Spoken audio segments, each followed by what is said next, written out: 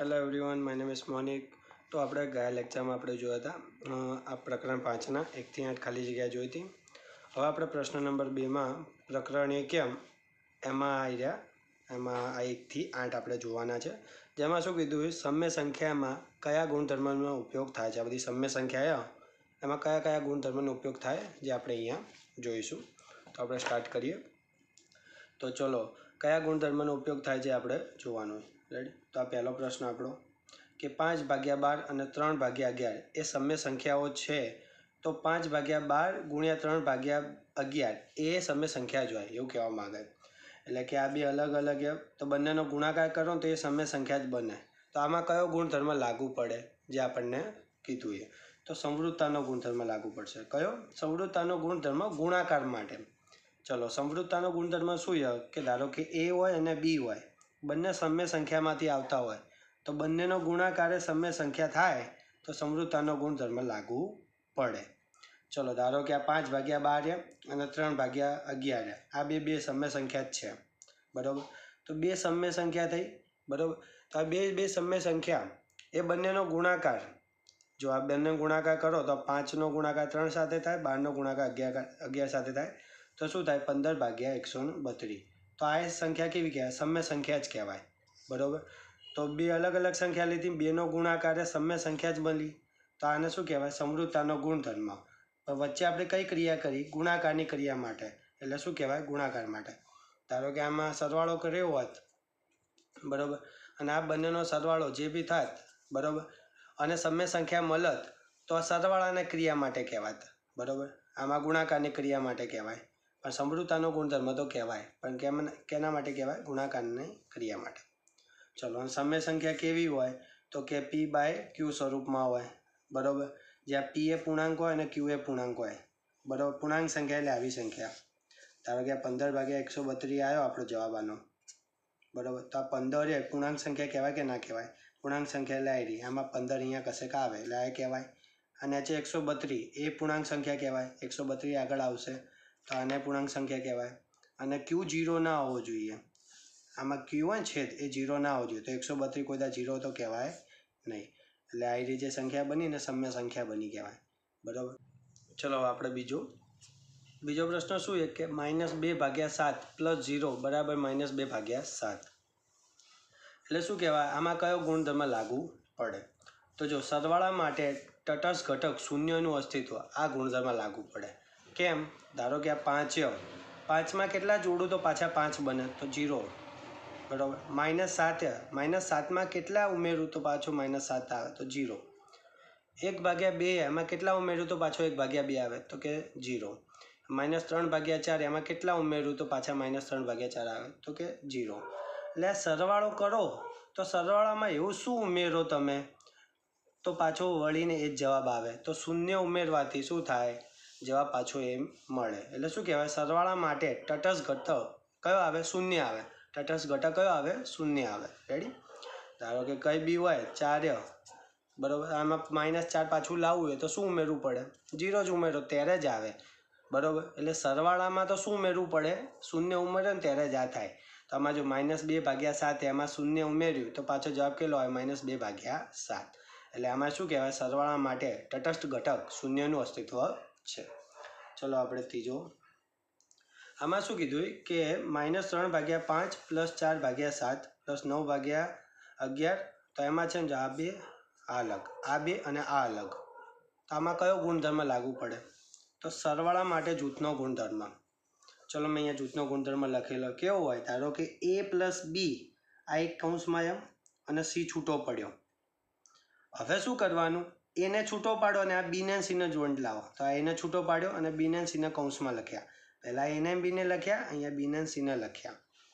આને કહેવાય જૂથનો ગુણધર્મ. બરાબર?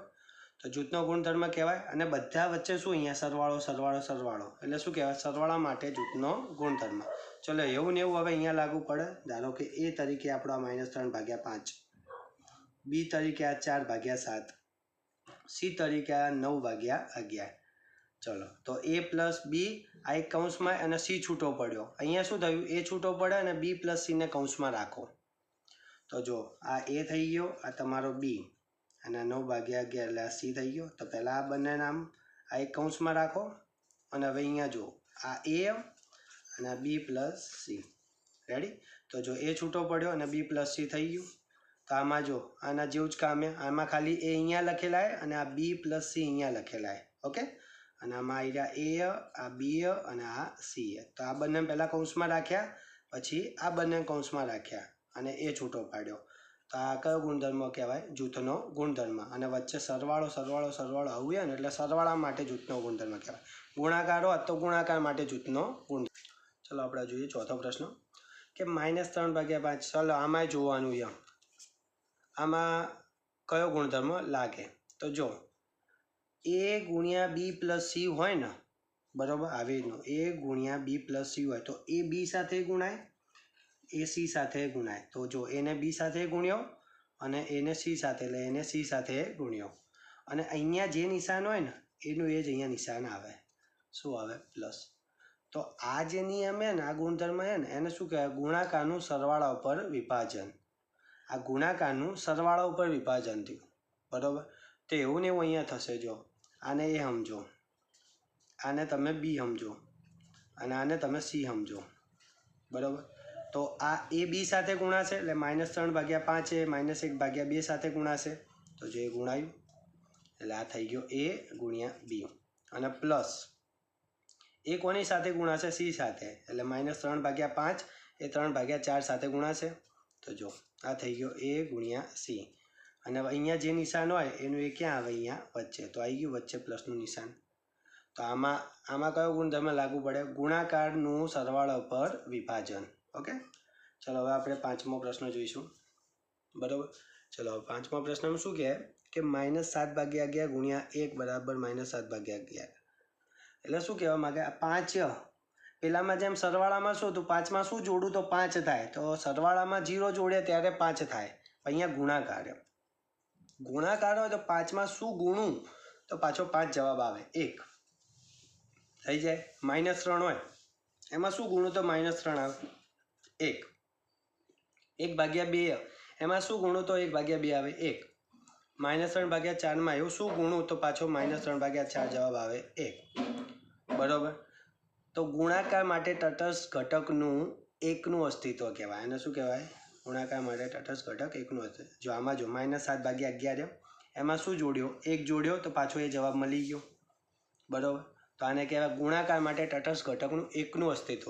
પહેલામાં સરવાળા માટે આવતું હતું અને તટસ્થ ઘટક શું આવતો હતો? ત્યાં શૂન્ય આવતો હતો. બરાબર?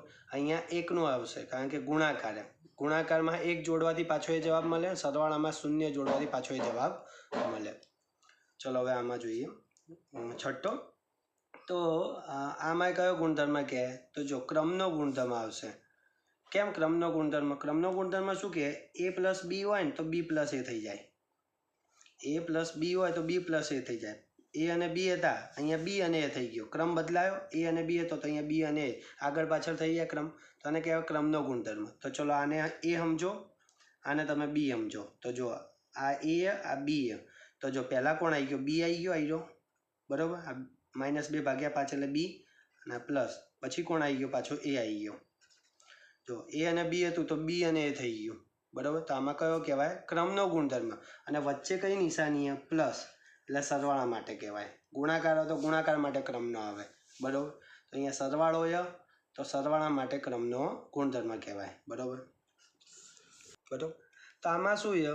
આમાં કયો ગુણધર્મ લાગુ પડે જોઈએ.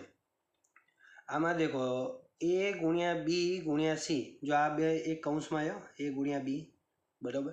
હવે અને c છૂટો પડેલો હોય. બરાબર? તો હવે a ને છૂટો પાડો અને આ બંનેને એક કૌંસમાં લખી દો. બરાબર? તો આને કહેવાય જૂથનો ગુણધર્મ. કેવો કહેવાય? જૂથનો ગુણધર્મ. તો જૂથનો ગુણધર્મ કહેવાય પણ વચ્ચે કઈ નિશાની? ગુણાકાર. તો ગુણાકાર માટે જૂથનો નિયમ કહેવાય. બરાબર? જૂથનો ગુણધર્મ કહેવાય. તો જો આપણે આને એ સમજો, આને બી સમજો અને આને સી સમજો. તો આ બે કૌંસમાં જો. બરાબર? હવે એ ને છૂટો પાડો તો આ એ છૂટો પડ્યો અને આ કોણ?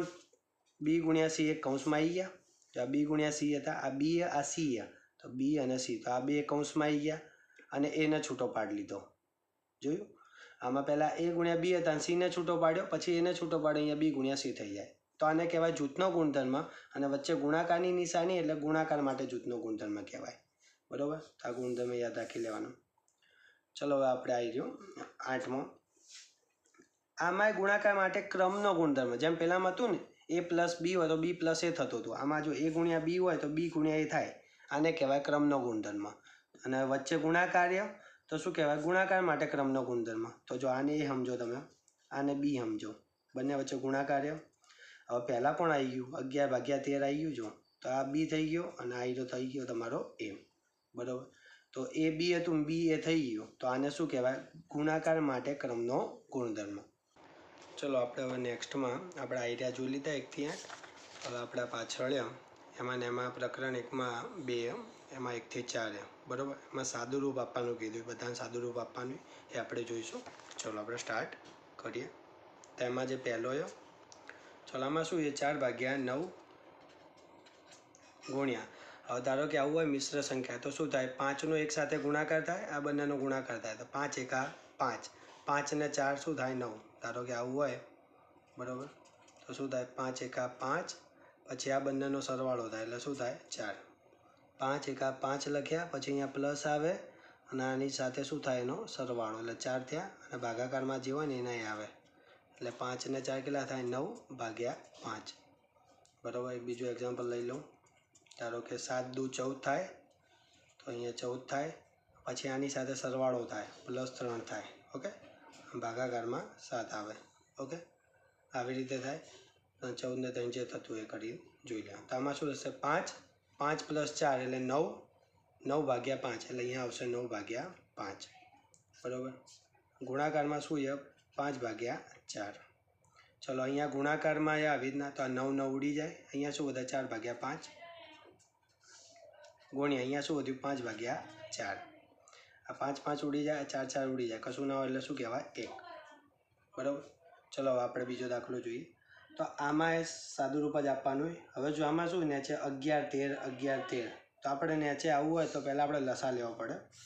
ચલો આપણે લસા લઈ લઈએ. 11 13 11 અને 13. ચલો ધારો કે પહેલાં 11 વડે જાઓ, 11 એકા 11, 13 ને કશું નહીં કરવાનું, 11 એકા 11 ને 13 એકા 13. બરાબર, હવે અહીંયા શું થશે? 13 વડે ચાલશે, 13 એકા 13, તો 11 ગુણ્યા 13, 11 ગુણ્યા 13, 11 ગુણ્યા 13 એટલે કેટલા થશે? 143. બરાબર, તો અહીંયા 143 આવશે, આટલો લસા આવશે. એટલે શોર્ટમાં શું કહેવામાં? જે લસા આવે ને એટલો નેચે હોવો જોઈએ. ચલો 2 અહીંયા 11, બરાબર, પ્લસ 5 અહીંયા 13, 9 અહીંયા 11 અને પ્લસ 8 અહીંયા 13. તો અહીંયા કેટલા? 143 હોવા જોઈએ. અહીંયા છે 143, અહીંયા 11 જ છે. 11 ને કેટલા વડે ગુણો તો 143 થાય? 13 વડે. તો જેટલા નેચે ગુણો એટલા ક્યાં ગુણવાના? ઉપર. ચલો અહીંયા 13 143 કરવા હોય તો કેટલા વડે ગુણવા પડે? 11 વડે. 13 ગુણ્યા 11 તો અહીંયા 11 થશે. ચલો એવી રીતના 11 ને કેટલા વડે ગુણો? 13 વડે. જેટલા નેચે ગુણો એટલા ઉપર ગુણવાના. તો અહીંયા 13 થશે. અહીંયા 13 છે તો કેટલા વડે ગુણો? 11 વડે ગુણો તો ઉપર 11 થશે. રેડી? ચલો 13 દુ કેટલા થશે? 26. 11 ગુણ્યા 13 એટલે કેટલા થશે? 143. 11 × 5 = 55 અને 11 ગુણ્યા 13 એટલે કેટલા થશે? 143. ચલો 13 9 એટલે કેટલા થશે? 117 ભાગ્યા 11 ગુણ્યા 13 એટલે કેટલા થશે? 143 પ્લસ 11 8 કેટલા થશે? 88 અને ભાગ્યા 13 ગુણ્યા એટલે 143. આ બધાનો છેદ સરખો થઈ ગયો એટલે આપણે લસા એટલા માટે લીધો કે છેદ સરખો કરવો પડે. હવે છેદ સરખો થઈ જાય તો બધાનો છેદ એક જ વાર લખવાનો. 143 એક વાર લખ્યા અને ઉપરલાનો બધાનો શું કરવાનો? સરવાળો કરવાનો. ઉપરલા બધાનો સરવાળો કેટલો થશે? 286 થશે. આ બધાનો સરવાળો કેટલો થશે? 286. 286 એટલે 143 ગુણ્યા 2, બરાબર. તો 143 43 કટ કેટલો વધ્યો? 2. તો 2 શું આવશે? જવાબ. આનો જવાબ આવશે 2. આનો જવાબ આવ્યો 1. આપણે આ ત્રીજો જોઈએ. ચલો આમાં સાદું રૂપ જ આપવાનું, કશું કરવાનું નહીં. જો આ બંને વચ્ચે ગુણાકારની નિશાની તો ઉપરલાનો ઉપરલા સાથે, નીચેલાનો નીચેલા સાથે ગુણાકાર થાય. ચલો 28 ગુણ્યા 3, 28 ગુણ્યા 3 એટલે થાય 84. બરાબર, અહીંયા માઇનસ અને અહીંયા પ્લસ છે. પ્લસ માઇનસ શું થઈ જાય? માઇનસ. ચલો 25 × કેટલા થાય 200, આ લખ્યા 200. હવે આ માઇનસ એ બહાર આવી જાય આ માઇનસ સાથે, તો માઇનસ માઇનસ શું થઈ જાય પ્લસ. અને આ 3 સાથે ગુણાશે, આ 8 25 સાથે ગુણાશે, 3 તરી શું થશે 9 અને 25 × કેટલા થશે 200. બરાબર. હવે જો બંનેના છેદ કેવાય સરખા તો કેટલી વાર લખવાનો, એક જ વાર લખવાના. અને ઉપર શું થશે -84 અને આ સાઈડ શું +9. ચલો -84 + 9 એટલે જો વત્તા ઓછા શું થાય ઓછા, એટલે 84માંથી 9 બાદ કરવાના. કેટલા રહે 84માંથી 9 બાદ થાય એટલે 75 રહે. હવે આ બંનેમાંથી મોટી સંખ્યા કોણ 84, તો એની આગળ જે ચિહ્ન હોય ને એ લગાવવાનું. કેટલું એ માઇનસ, તો અહીંયા શું આવશે માઇનસ, ભાગાકારમાં આવશે 200. ચલો અહીંયા થશે 25 તરી 75, અહીંયા થશે 25 × 8 200 થાય, તો 25 25 કટ. આગળ શું વધ્યું અહીંયા માઇનસ વધ્યા, તો અહીંયા આવશે માઇનસ અને ઉપર શું છે 3 અને ભાગાકારમાં 8, તો આનો જવાબ આવશે -3/8. બરાબર. ચલો હવે આપણે આમાં એવું જ કરવાનું. ચલો જો બધાના છેદ સરખા નહીં, બરાબર, વચ્ચે સરવાળો હોય, સરવાળા બાદ બાકી હોય તો આપણે લસા લેવો પડે. આપણે પહેલાં લસા લઈ લઈએ. 18 અને 19, બરાબર. એક વિભાજ્ય અને એક અવિભાજ્ય હોય તો બંને ગુણાકાર કરી દો ને તો એ થઈ જાય, બરાબર, પણ તો આપણે ગણી લઈશું. ચલો 18 × 18 થઈ જાય, 18 × 18. આ 19નું કશું લેવા દેવા થાય નહીં. 18 × 18, આ 19નું કશું લેવા દેવા થાય નહીં. એવી રીતના 19નું આ એક એમનો એમ, 19 × 19 1 અને 19 × 19, તો 18 × 19. ચલો 18 × 19 આપણે કરીએ તો કેટલા થાય, ચલો 18 × 19 એટલે થશે 342. ઓકે. ચલો 18 × 19 એટલે 342. તો હવે છેદમાં કેટલા હોવા જોઈએ 342, આ બધાના છેદમાં કેટલા હોવા જોઈએ 342. તો અહીંયા તો 18, અહીંયા તો 19, અહીંયા 18 ને અહીંયા 19, તો 342 લાવવા માટે આપણે 18ને કેટલા વડે ગુણો 342 થાય 19 વડે, અને 19ને કેટલા વડે ગુણો તો 342 થાય 18 વડે. ચલો એવું આપણે કરશું. 18 એમના એમ ગુણ્યા એમના એમ, ચલો 23 એમના એમ, 19 એમના એમ, 7 એમના એમ, 18 એમના એમ, અને અહીંયા માઇનસ છે 4 એમના એમ, 19 એમના એમ. ચલો અહીંયા આપણે 342 કર્યું તો કેટલા વડે ગુણવું પડે 19 વડે ગુણવું પડે. નીચે જેટલું ગુણો એટલું ઉપર ગુણવાનું. અહીંયા 19 છે, 342 કરવા 18 વડે ગુણવાના. નીચે ગુણો તો એટલા ઉપર ગુણો. 18 તો 19 વડે ગુણો, 19 તો 18 વડે ગુણો. જો હવે ચલો 11 × 19 એટલે થશે 209. 18 × 19 એટલે કેટલા થશે 342. આ વચ્ચે પ્લસ એમના એમ. ચલો 23 × 18 એટલે થશે 414. 23 × 18 એટલે 414 અને 19 × 18 એટલે 342. ચલો 7 × 19 એટલે થશે 133 અને 18 × 19 એટલે થશે 342. આ માઇનસ એમના એમ. 18 ચોક થશે 72 અને 19 × 18 એટલે થશે 342. હવે જો બધાના છેદ સરખા થઈ ગયા, બધાના છેદ સરખા થઈ જાય તો એક જ વાર લખી દેવાના. ચલો હવે 209 + 414 + 133 એમાંથી 72 બાદ કરો એટલે થશે 684. બરાબર, એટલે થશે 684. હવે અહીંયા 684 એટલે 342 × 2 કરશો તો 684 થશે. એમાં 342 42 કટ, કેટલા વધ્યા 2, જવાબ શું આવશે 2.